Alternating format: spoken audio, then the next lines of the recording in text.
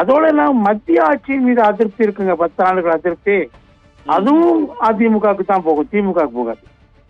So double warming சொல்லுவாங்க. 2 பேருடைய அதிருப்தி மேல இருக்கக்கூடிய 2 ஆட்சியின் மீது அதிருப்திகளும் அது அதிமுக வாக்குகளா தான் மாறும். இன்னொன்னு வந்து அவங்க பாஜக விட்டு வெளியே வந்ததுனால இருந்தப்ப ஒரு 3% வாக்குகள் உங்களுக்கு கிடைச்சிச்சு. ஆனா பாஜக விட்டு வெளியே வந்த பிறகு இஸ்லாமியர்களும் கிறிஸ்தவர்களும் இப்ப இவங்களுக்கு அதிகமா இவங்களை நோக்கி வந்துட்டு இருக்காங்க. மதுரையில் நடக்கக்கூடிய SDPI மாநாடு கூட 7ஆம் தேதி எடப்பாடியை மட்டும் தான் கூப்பிட்டுருக்காங்க. கடந்த மாதம் அனைத்து கிறிஸ்தவ கூட்டமைப்பு நடத்தின பெரிய விழாவில் கூட எடப்பாடி அவர்களை தான் சீஃப் கெஸ்டா கூப்பிட்டுருக்காங்க.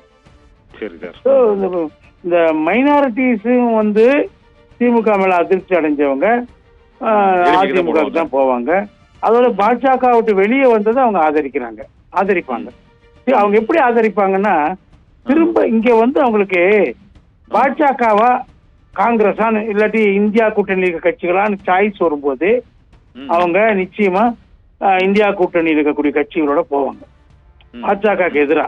ஆனா இங்க பாஜக சாய்ஸ்ல இல்லைங்க, அதிமுக திமுக தானே சாய்ஸ்ல இருக்காங்க. அதனால அவங்க 2 பக்கமும் போவாங்க.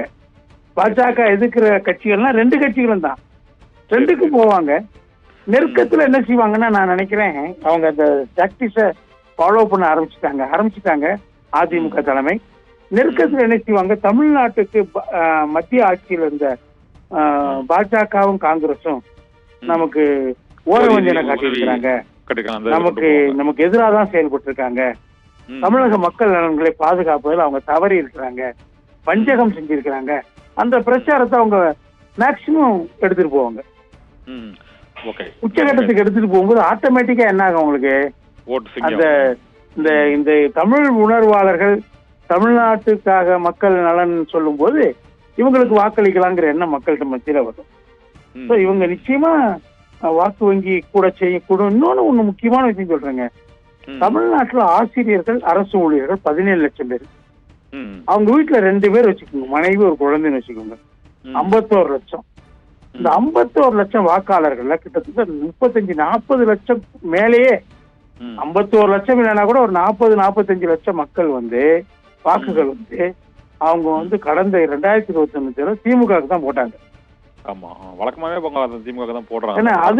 அவ்வளவு அவங்க போட்டும் கூட 3% தான் அதிமுக திமுக கூட வாங்க முடிஞ்சு. அப்ப 43 தொகுதிகள்ல 5000க்கும் குறைவான வாக்கு வித்தியாசம் அதிமுக தோத்திருக்குது.